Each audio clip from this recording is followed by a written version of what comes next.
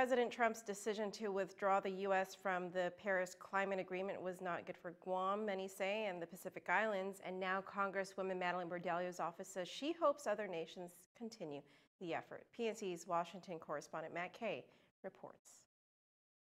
Bordallo's office says the Congresswoman has always been concerned about climate change and the impact of rising sea levels on Guam and the other Pacific islands.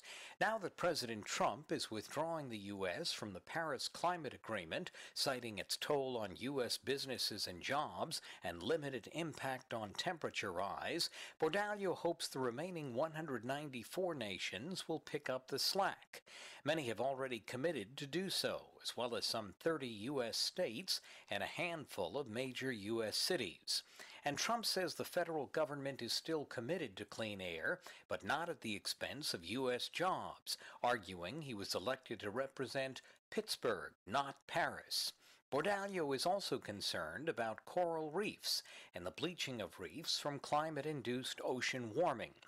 The Congresswoman reintroduced legislation last year to reauthorize the 2000 Coral Reef Conservation Act. The Washington Post wrote then, the reefs around Guam and nearby islands in the Marianas Chain have been ravaged for 3 years, with the pattern expected to continue.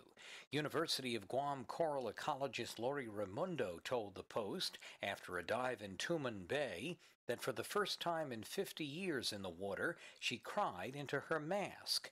Congresswoman Bordallo, in written remarks to Congress, said unless the U.S. acts in conjunction with the global community to protect the coral reefs, their condition will continue to degrade. But Bordallo has at times also placed economic interests ahead of environmental ones, when she strongly opposed the Obama administration's failed bid in 2015 to cut discretionary compact impact aid to boost climate change funding.